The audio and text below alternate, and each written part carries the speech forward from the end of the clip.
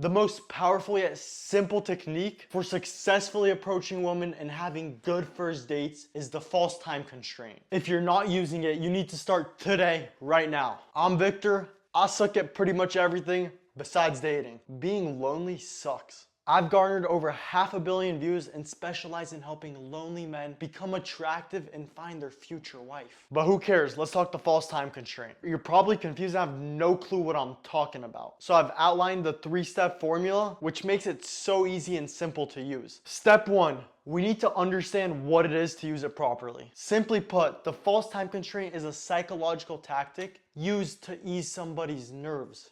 For example, if you approach a girl, the first thing you should say is, hey, my buddies are waiting on me, but, and then whatever. Or if you're asking her out on a date, say, hey, I can hang out for about an hour, let's do, and then whatever time you can hang out. I'll break down these 2 examples and why they're so powerful in step 3. Step 2, you're probably thinking, Victor, this is so stupid. Why in the world am I gonna pretend like I have to be somewhere, like I have to be in a rush when asking a girl out or when approaching her? And I'm not gonna lie, it does sound pretty stupid. So let me explain. Girls, kind of looks like a girl, love it when you flirt with them. They want you to flirt with them. They want you to approach them. They want you to talk with them. It makes them feel good. It makes them feel complimented. But they hate it when it comes off as weird, creepy, and awkward. So the first thing they are wondering when you approach them is, will this be awkward? How am I gonna have to get rid of him if I don't like him? What's the excuse I'm gonna have to think up? And those thoughts are running through her head, taking over all her mental energy, and she's not even focused on what you're saying to her. This stresses girls out and starts off the interaction with negative emotions. Even if you're a cool, handsome, good-looking guy that she likes, those emotions are still going through her. And if they start going through her when she sees you, she's gonna associate them with you. This is gonna lead to her being way more closed off, and the fact is, flirting takes 2 people. If you're flirting with someone who looks like this, first of all, the people on the sidelines are gonna think you're gonna kill her. And second of all, it's not gonna work. Don't get stressed out, because although this sounds like a major problem, the fix is so simple. Implementing the fix will calm you down too, and will make approaching and going on dates way easier. When you approach a girl and say, hey, my buddies are waiting on me, but I wanted to come introduce myself real quick, that subconsciously signals to her that even if the interaction is terrible, you're gonna be gone soon, which eases her up. It calms her down. She knows she's not gonna stuck in something that could potentially be awkward forever, which relieves her. She doesn't have to start thinking about, oh, how am I gonna have to get rid of him? Because you've already told her, hey, I'm gonna get rid of myself in just a moment. And if those thoughts aren't rushing through her brain, she's automatically more open to you, more open to conversing to you, to flirting with you, to getting to know you. The second important point is that if you do get nervous, if you run out of things to say if the interaction starts going bad, you just say, hey, nice meeting you. I'm gonna go catch my buddies. Have a good day. And it's not awkward. So it's a win-win. If you don't like her, same thing. You get the out without it being weird. It just comes off as someone being regular and friendly. Everyone likes friendly people. In step 3, I need to show you how through 2 examples. The first one's gonna be for cold approach, and the second's gonna be for setting first dates. The first dates one is powerful and makes the barrier of the girl going on a date with you so much less, making it 100 times more likely that she's actually gonna show up. It's really that powerful. Example 1, you see a cute girl at a coffee shop reading a book, so you approach her and say, hey, my lunch break's almost over, but you caught my eye. Nice to meet you, I'm Victor. And then start the conversation from there. There's 2 things that could happen from this point on. Either the interaction's gonna go good. There's gonna be chemistry, the energy's gonna be right, you guys are gonna like each other. Best case scenario. It's always great when you have those interactions. And if the interaction goes good, you're probably thinking, oh, but Victor, I told her I gotta leave right now when I don't really have to leave. What am I supposed to do? This is gonna blow your mind. Just pretend like you never said you have to leave. That's it.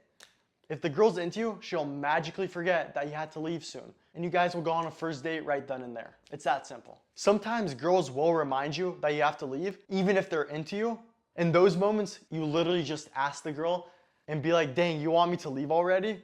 And then her response will tell you everything. From there on, you can feel out the vibes and see if she's just joking around or just being nice, or if she just doesn't like you. The second scenario for this is that the interaction goes bad. You either get nervous and don't know what to say, which it's hard for us guys to approach, so I get it. It happens to me, it happens to all of us, it's normal. Or you just don't like the girl as much as you thought you would. She looked better from further away.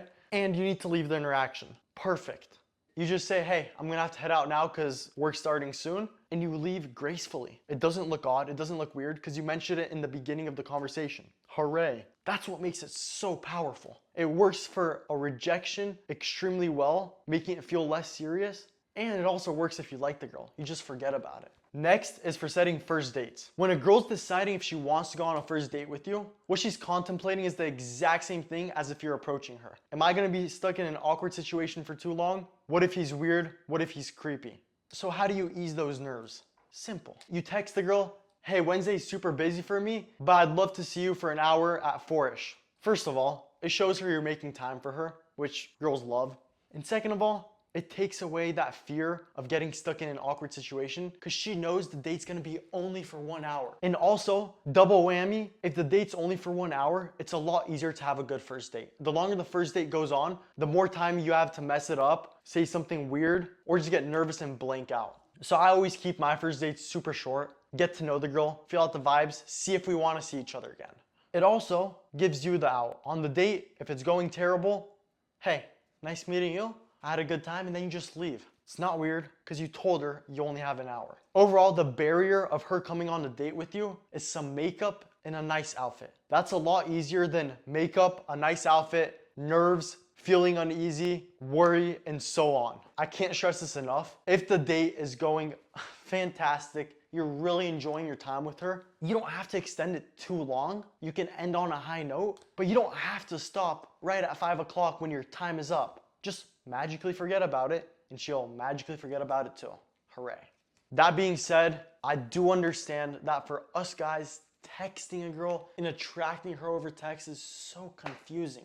These other dating coaches think up some cringy texts that you and I both know never work. We've tried them and girls just leave us on red because they're creepy, they're weird. And texting is actually a lot simpler than you think. So I've made it into a 3-step texting formula, which you literally plug in and the number of girls that want to go on dates with you will drastically increase. I couldn't discover this for 7 years. So I really want to share it with you because that pain of getting ghosted is not something I want you to go through. It sucks, man.